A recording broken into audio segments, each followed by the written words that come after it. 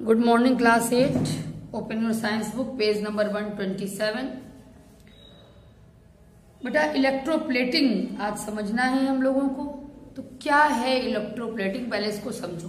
देखो, किसी एक मेटल पर दूसरे मेटल की लेयर को चढ़ाना, ये इलेक्ट्रोप्लेटिंग है। जैसे तुम लोग बोलचाल की भाषा में सुने होगे कि इस पर सोने का पानी चढ़ा है। तो सोने का पानी जैसे किसी ऑर्नामेंट पे कि ये चांदी का है लेकिन इस पर सोने का पानी चढ़ा है। तो सोने का पानी मतलब क्या? सोने की पतली सी लेयर, ठीक है ना। जैसे मान लो चांदी का गहना है, ऑर्नामेंट्स है चांदी के, सोना बहुत महंगा है, लेकिन आपको गोल्ड पहनने का मन कर रहा है तो आप क्या कर सकते हो भाई, सिल्वर का बना के और उसके ऊपर गोल्ड की लेयर चढ़वा दो। तो यही काम किसी एक मेटल पर दूसरे मेटल की पतली लेयर को चढ़ाना, इसी कार्य को कहते हैं इलेक्ट्रोप्लेटिंग। ये काम इलेक्ट्रिक की मदद से होता है, इसीलिए इसको कहा जाता है इलेक्ट्रोप्लेटिंग। इलेक्ट्रोप्लेटिंग का दो पर्पज है।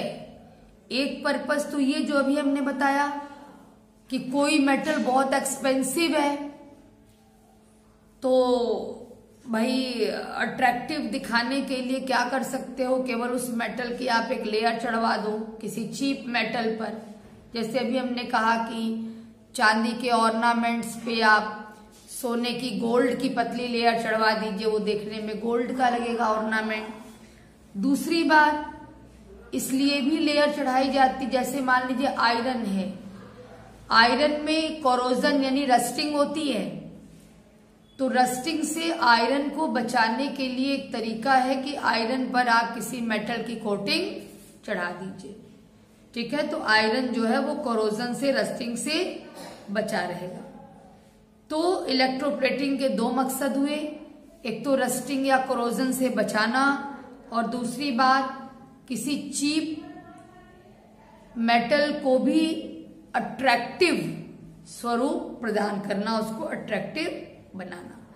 तो प्रोटेक्शन का काम भी और अट्रैक्शन का काम भी, दोनों काम इलेक्ट्रोप्लेटिंग के द्वारा होता है, ठीक है। अब ये होता कैसे है, मेन ये समझना है आपको। देखिए मैं इसी में समझा देती हूँ। जैसे मान लीजिए ये आयरन नेल है, इस पर हमें कॉपर की लेयर चढ़ानी है। तो इस आयरन नेल को आप कैथोड बना दीजिए, ठीक। और कॉपर की लेयर चढ़ानी है ना, तो कॉपर की एक स्ट्रिप ले लीजिए जो कि एनोड का काम करेगी, बैटरी से अटैच कर दीजिए, ठीक है। और इसमें ये जो बर्तन है इसमें आप इलेक्ट्रोलाइट लेंगे। कौन सा भाई नहीं इलेक्ट्रोलाइट लोगे तो इलेक्ट्रिक का सर्कुलेशन होगा कैसे इसमें। तो कौन सी इलेक्ट्रोलाइट लेंगे? तो जिस मेटल की कोटिंग हमें चढ़ानी है दूसरे मेटल पर, दैट मीन्स जिसका आपने एनोड बनाया है, जैसे कॉपर का एनोड बनाया है, तो कॉपर का ही कोई सॉल्ट आप लीजिए इलेक्ट्रोलाइट के रूप में। तो यहां ले लिया कॉपर सल्फेट, कॉपर एनोड है तो कॉपर का ही कोई सॉल्ट लेंगे सॉल्यूशन फॉर्म में, जैसे यहां कॉपर सल्फेट लिया गया है, ठीक है। अब जब रिएक्शन होगा तो कॉपर स्ट्रिप से कॉपर निकलेगा और आकर के आयरन नेल पर आके जमा होता जाएगा।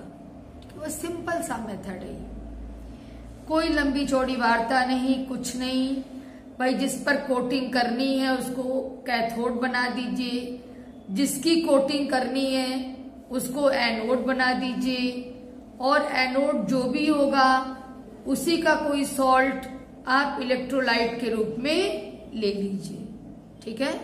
और जब आपकी सर्किट कंप्लीट आप करेंगे, सर्किट को क्लोज करेंगे, इलेक्ट्रिक का फ्लो होगा, और उस दौरान क्या होगा कि कॉपर यहां से आके सॉल्यूशन के ही मीडियम से होकर के इस पर आकर के आयरन पर जमा होने लगेगी, आयरन पर डिपॉजिट हो जाएगी।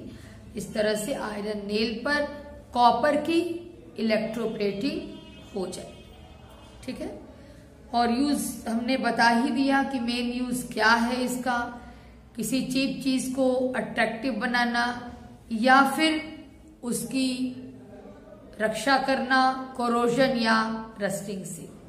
ऐसे क्रोमियम भी है, क्रोमियम में बहुत खासियत होती है, अपीयरेंस इसका चमकदार होता है, इसमें कोरोजन नहीं होता, इस पे स्क्रैच नहीं पड़ता, लेकिन बहुत एक्सपेंसिव है। तो इसीलिए कोई चीज ऐसी बनाते हैं तो उस पर क्रोमियम की कोटिंग हम लोग कर देते हैं। ठीक है बेटा, ये लेसन आपका कंप्लीट हुआ और अब इस लेसन की तैयारी भाई आप करिएगा। वैसे टेस्ट की तैयारी पहले आप लोग कर लीजिए, जो टेस्ट सिलेबस है डेली पढ़ते रहिए आप लोग, टेस्ट की भी तैयारी करते रहिए और आगे भी वीडियो को सुनते रहिए, क्वेश्चन आंसर देखते रहिए, लेकिन लर्न केवल करिए अभी फिलहाल टेस्ट वर्क का, क्योंकि आज 5th हो गई, 18th से आपका टेस्ट है।